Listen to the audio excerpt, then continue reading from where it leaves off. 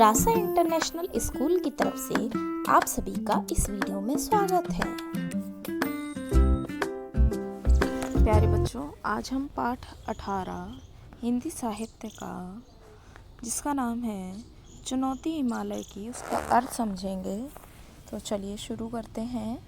पाठ 18 चुनौती हिमालय की। जोजिला पास से आगे चलकर जवाहर मातायन पहुँचे तो वहाँ के नवयुवक कुली ने बताया, सामने उस बर्फ से ढके पहाड़ के पीछे अमरनाथ की गुफा है।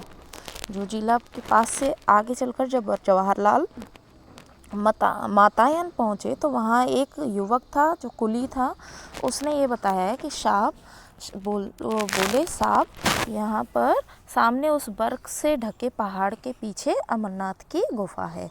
जो बर्फ का एक पहाड़ है उसके पीछे अमरनाथ की गुफा है। लेकिन साहब, रास्ता बहुत टेढ़ा है। तो वह बोलता है कि रास्ता बहुत टेढ़ा है। किशन ने कुली की बात काटी।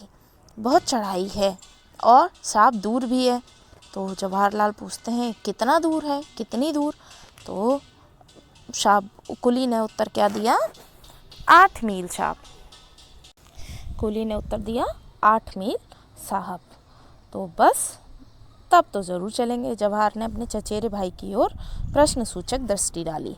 तो जो जवाहरलाल थे उन्होंने अपने चचेरे भाई थे उनके साथ, उन पे एक प्रश्न सूचक दृष्टि डाली कि अब तो ज़रूर चलेंगे फिर तो, अगर 8 मील दूर है तो। दोनों कश्मीर घूमने निकले थे और जोजिला पास से होकर लद्दाखी इलाके की ओर चले आए थे। तो दोनों कहाँ निकले थे? जवाहरलाल और उनके चचेरे भाई दोनों कश्मीर घूमने निकले थे और जोजिला पास से होकर लद्दाखी इलाके की ओर चले आए थे। लद्दाखी जो इलाका है वहाँ पर चले आए थे। अब अमरनाथ जाने में क्या आपत्ति हो सकती है? क्योंकि अमरनाथ कहाँ बता रहे हैं? 8 मील दूर वहाँ से। तो वहाँ जाने में क्या आपत्ति हो सकती थी? फिर जवाहरलाल रास्ते की मुश्किलों के बारे में सुनकर सफ़र के लिए और भी उत्सुक हो गए।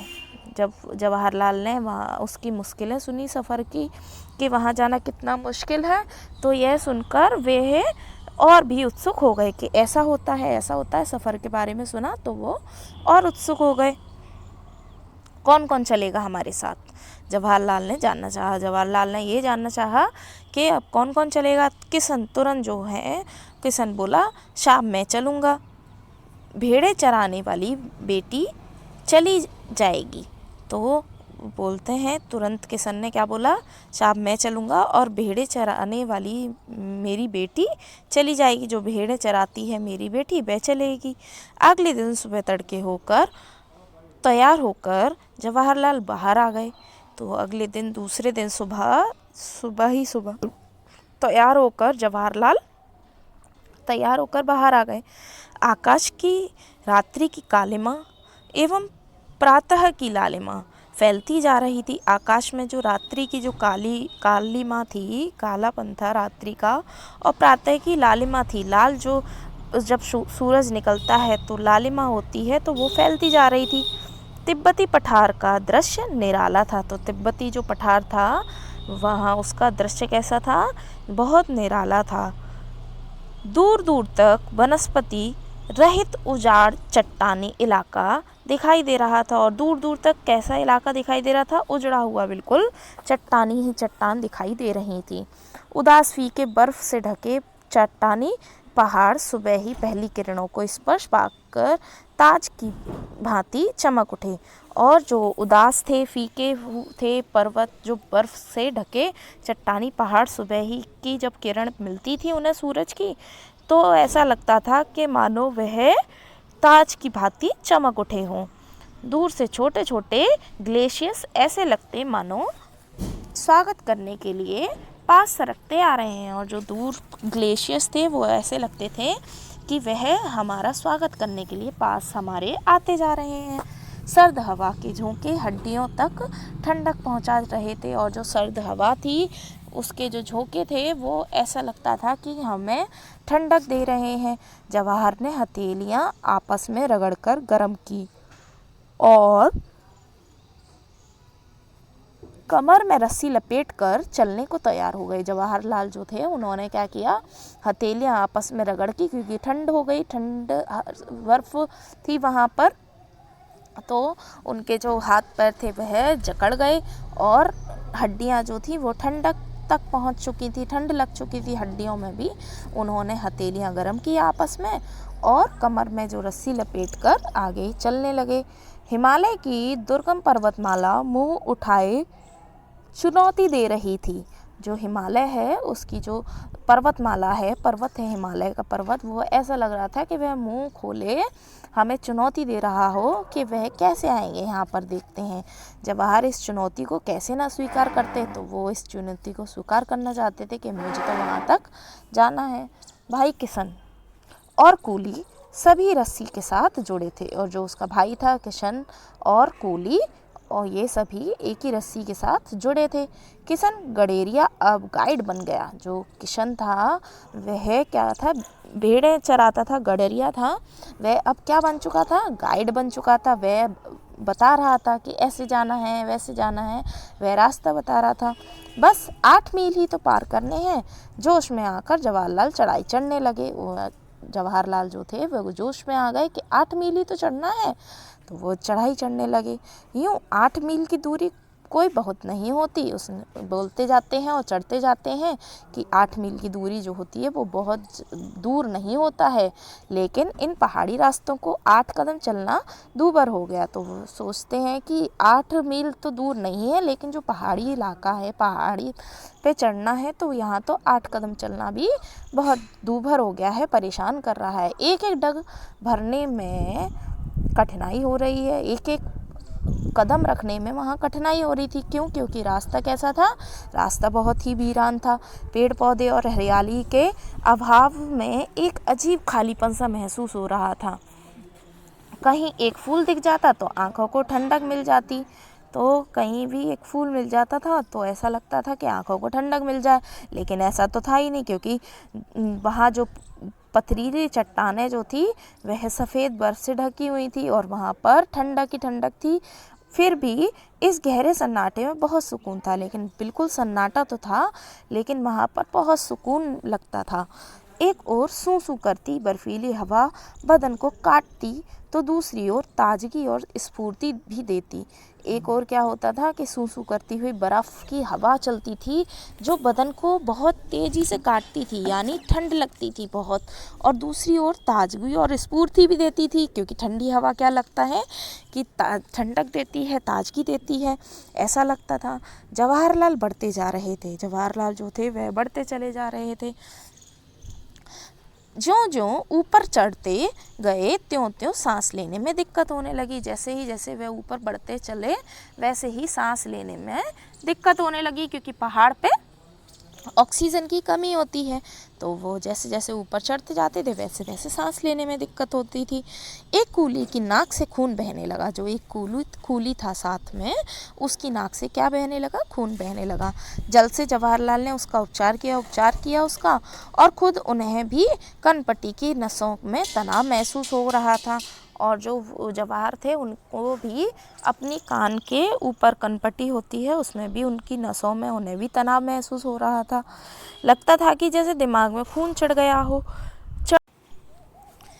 फिर भी जवाहर ने आगे बढ़ने का इरादा नहीं बदला, लेकिन परेशानी इतनी हो रही थी, लेकिन फिर भी उन्होंने आगे बढ़ने का इरादा नहीं बदला। वह चलते गए। थोड़ी देर में बर्फ़ पड़ने लगी।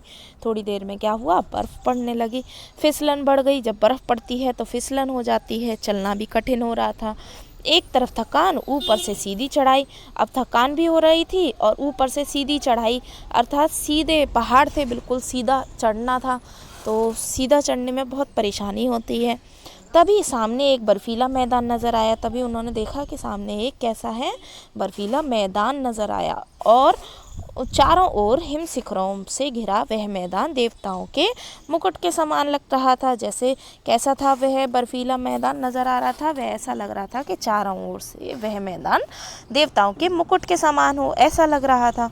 प्रकृति की कैसी मनोहर छटा थी, आँखों और मन को तरोताज़ा कर गई।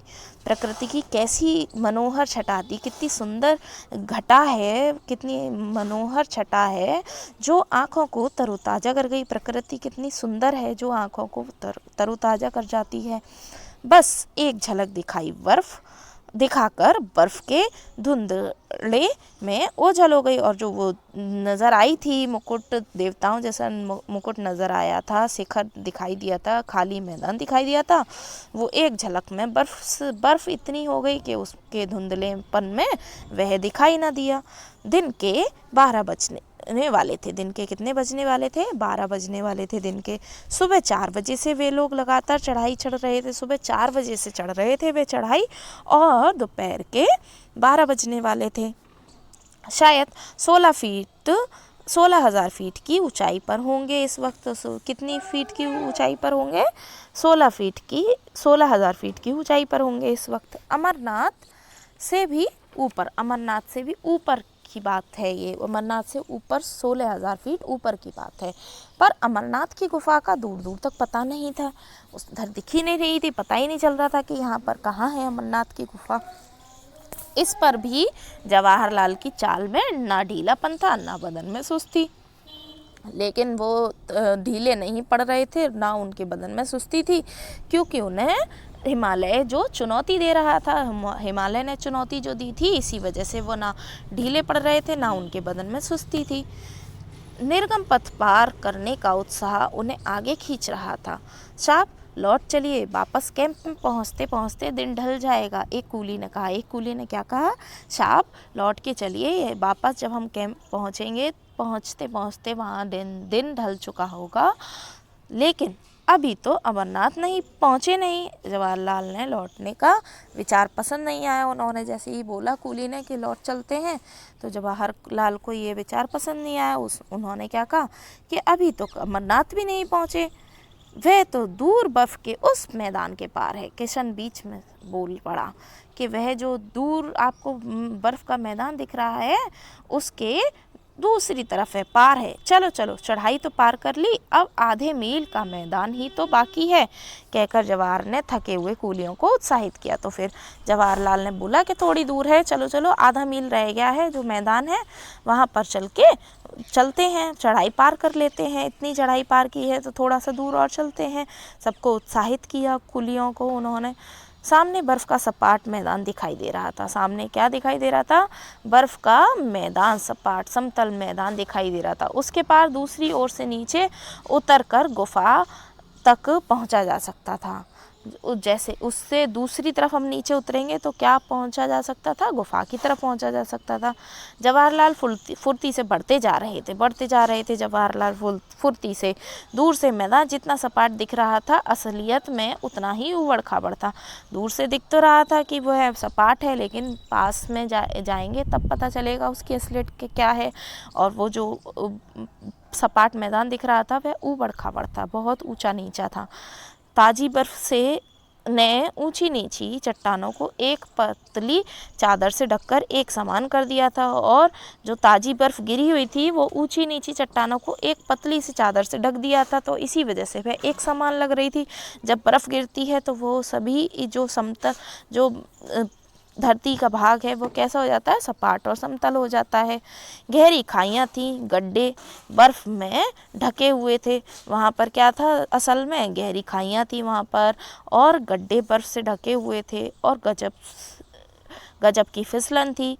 कभी पैर फिसलता और कभी बर्फ़ में पैर अंदर को धंसता जाता, तो कभी पैर फिसल जाता फिसलन में, और कभी कभार क्या होता कि पैर जो है वो बर्फ़ में अंदर धंसता जाता। बहुत नाप कर कदम रखने पड़ रहे थे, बहुत नाप के कदम पड़ रहे थे कि कितना दूर रखना है कदम, कहाँ फिसलन ना मिले, कहाँ पे पैर ना फंसे।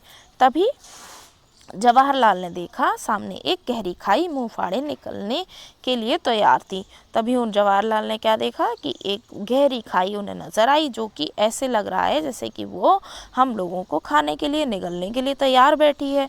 अचानक उनका पैर फिसला। अचानक यह देखा उन्होंने और अचानक उनका पैर फिसल गया। वे लड़खड़ाए और इससे पहले कि संभल पाए वे खाई में गिर पड़े। जब वो लड़खड़ाने लगे और संभल पाते इससे पहले कि वह खाई में गिर पड़े। सांप गिर गए, किशन चीखा। किशन ने क्या बोला कि सांप गिर पड़े। जवाहर भाई की पुकार वादियों की शांति भंग कर गई। वे खाई की ओर तेजी से बढ़े। जवाहर की आवाज़ जो थी वह किसको भंग कर गई थी? वहाँ की वादियों को, शांति की जो शांति थी उन वादियों को भंग कर गई, क्योंकि वहाँ शांति थी, कोई बोल ही नहीं रहा था। वहाँ से आवाज़ आई थी किसकी? किशन की चिल्लाने के लिए कि सांप गिर पड़े। तो भाई जो था उनका चचेरा भाई, बस ये पुकार सुनकर मानो परेशान हो गया। वे खाई की ओर तेजी से बढ़ने लगा। रस्सी से बंधे जवाहरलाल हाथ में लटक रहे थे, और जो रस्सी से बंधे हुए थे जवाहरलाल वो कहाँ लटक रहे थे? हवा में लटक रहे थे। उफ, कैसा झटका लगा! दोनों तरफ चट्टाने ही चट्टाने, नीचे गहरी खाई। अब जवाहरलाल सोच रहे कि वो फंसे तो हैं, हवा में लटके हैं, दोनों तरफ क्या है? चट्टाने ही चट्टाने हैं और नीचे गहरी खाई है। जवाहरलाल कसकर रस्सी पकड़े थे। जवाहरलाल क्या पकड़े थे? रस्सी कस के पकड़े हुए थे। वही उनका एकमात्र सहारा था। अगर वो रस्सी छोड़ते तो वह नीचे खाई में गिर जाते। जवाहर ऊपर से भाई की पुकार सुनाई दी। जवाहर ऊपर से क्या आवाज़ आ रही थी? भाई पुकार रहा था उन्हें। मुंह ऊपर उठाया तो खाई और किशन के धुंधले चेहरे खाई में झांकते हुए दिखाई दे रहे थे। जब उन्होंने मुंह ऊपर उठाया तो जो किशन था वह और उनके चचेरे भाई के धुंधले हुए चेहरे दिखाई दे रहे थे। हम खींच रहे हैं रस्सी, कस के पकड़े रहना, भाई ने हिदायत दी। भाई ने बोला कि हम रस्सी खींच रहे हैं, आप कस के पकड़े रहना रस्सी को। जवाहरलाल जानते थे कि फिसलन के कारण यूँ ऊपर खींच लेना आसान नहीं होगा। भाई और चट्टान पर पैर जमा लूँ, भाई मैं चट्टान पर पैर जमा लूँ, वह चिल्लाए। उन्होंने देखा कि यहाँ फिसलन बहुत है, इस कारण ऊपर खींचना आसान तो नहीं है। भाई मैं चट्टान पे पैर जमा लेता हूँ, वह चिल्लाए कि मैं चट्टान पे पैर जमा लेता हूँ। खाई की दीवारों से उनकी आवाज़ टकराकर दूर दूर तक गूंज गई। खाई थी, इसी वजह से उनकी जो आवाज़ थी वो दूर दूर तक गूंज रही थी। हल्की सी पैंग बढ़ा जवाहरलाल ने खाई की दीवार से उभरी चट्टान को मजबूती से पकड़ लिया और हल्का सा उन्होंने पैर बढ़ाया और खाई की जो दीवार की ऊपरी चट्टान थी उसको मजबूती से पकड़ लिया और पथरीले धरातल के पर पैर जमा लिया। पैरों तले ज़मीन के एहसास से जवाहरलाल की हिम्मत बढ़ गई। जब पैरों के तले उनकी ज़मीन आ गई, पथरीले धरातल पे उन्होंने पैर रखा था, इस वजह से उनको थोड़ी सी हिम्मत मिली। घबराना मत भाई, जवाहर भाई की आवाज़ सुनाई थी। भाई की भी आवाज़ सुनाई कि जवाहर घबराना मत, मैं बिल्कुल ठीक हूँ, कहकर जवाहरलाल मजबूती से रस्सी पकड़ एक एक कदम ऊपर की ओर बढ़ने लगे। जो जवाहर थे उन्होंने भी कहा कि मैं बिल्कुल ठीक हूँ। जवाहरलाल मजबूती से रस्सी पकड़े हुए थे और एक एक कदम ऊपर की ओर बढ़ने लगे। कभी पैर फिसलता तो कभी हल्का फुल्का पत्थर पैरों के नीचे सरक जाता, कभी तो पैर फिसलता था, ऊपर चढ़ रहे थे रस्सी के द्वारा, और कभी कभी हल्का फुल्का जब पत्थर पैरों के नीचे सरक जाता था नीचे से तो उनका मन काँप जाता था और मजबूती से रस्सी पकड़ लेते थे और तेज़ी से रस्सी पकड़ लेते थे। डर लग जाता था कि कहीं खाई में न गिर जाए। रस्सी से हथेलियाँ भी जैसे कटने लगी थी। बर्फीला समय होता है, ठंड में यदि हम किसी को कस के पकड़ते हैं तो ऐसा लगता है कि कटने जैसी फीलिंग आती है, कटने सा लगता है, तो ऐसे ही उनकी हथेलियाँ भी कटने लगी थी। जवाहर ने उस तरफ ध्यान नहीं दिया। क्यों नहीं ध्यान दिया? क्योंकि वो तो पकड़ना ही है, वही एकमात्र सहारा है। कूली और कुशन उन्हें खींचकर बार बार ऊपर चढ़ने में मदद कर रहे थे और कूली और जो किशन थे वो उनको बार बार ऊपर खींचने में उनकी मदद कर रहे थे। धीरे धीरे सरक कर किसी तरह जवाहर ऊपर पहुँचे। धीरे धीरे वह सरक कर जवाहर किसी तरह ऊपर आ पहुँचे। मुड़कर ऊपर से नीचे देखा, खाई कितनी गहरी थी कि कोई गिर जाए तो उसका पता ही भी ना चले। उन्होंने जैसे मुड़कर जब ऊपर आ गए तो देखा कि कितनी गहरी खाई है, तो ऐसा लग रहा था कि अगर इसमें कोई गिर जाए तो पता भी ना चले। शुक्र है भगवान का, वह बोलते हैं शुक्र है भगवान का कि मैं बच गया। भाई ने गहरी सांस ली और साहब चोट तो नहीं आई? एक कुली ने पूछा। कुली ने फिर पूछा कि साहब चोट तो नहीं आई? गर्दन हिला कपड़े झाड़कर जवाहरलाल फिर चलने को तैयार हो गए। वो बोलते हैं कि नहीं, ऐसा कुछ नहीं हुआ। गर्दन हिलाई उन्होंने और अपने कपड़े झाड़े और इस तरह हाथ से हल्का सा झटका जरूर लगा, फिर भी जोश ठंडा नहीं हुआ। वह अब भी आगे जाना चाहते थे। उन्हें झटका तो लगा कि खाई में गिर जाता क्या होता, और जोश उनका ठंडा नहीं हुआ। वह आगे भी और जाना चाहते थे। आगे चलकर इस तरह की गहरी और चौड़ी खाइयाँ की तादाद बहुत थी, तो खाइयाँ पार करने का उचित सामान भी तो नहीं था। तो आगे जाते वह तो आगे क्या था, और भी चौड़ी चौड़ी खाइयाँ थीं, बहुत सारा कटीले धरातल था, तो और खाइयाँ थी बहुत सी, तो उनके पास ऐसा कुछ सामान भी नहीं था कि वो उन खाइयों से बच के निकल पाते। निराश होकर जवाहरलाल को अमरनाथ तक का सफ़र अधूरा छोड़कर वापस लौटना पड़ा। वह निराश हो गए कि खाइयाँ हैं, अगर गिर गए या क्या, बहुत निराश हो गए कि अब जा नहीं पाएंगे। इसी वजह से उन्होंने अमरनाथ तक का जो अधूरा सफ़र था वहाँ से वह वापस लौट पड़े। अमरनाथ पहुँचने का सपना तो पूरा ना हो सका, पर हिमालय की ऊंचाइयाँ सदा जवाहरलाल को आकर्षित करती रहीं। उनका अमरनाथ पहुँचने का जो सपना था वो तो पूरा नहीं हुआ, लेकिन जो हिमालय की ऊंचाइयाँ थीं वहाँ जो सदा जवाहरलाल को उसने आकर्षित करती रहीं। वो ऊंचाइयाँ सदा किसे आकर्षित करती रहीं? जवाहरलाल को आकर्षित करती रहीं। तो आज हमने क्या पढ़ा? आज हमने पाठ 18 चुनौती हिमालय की, उसका अर्थ समझा। तो अब हम नेक्स्ट वीडियो में नेक्स्ट टॉपिक कवर करेंगे। तब तक आप इसका अभ्यास कीजिए। धन्यवाद।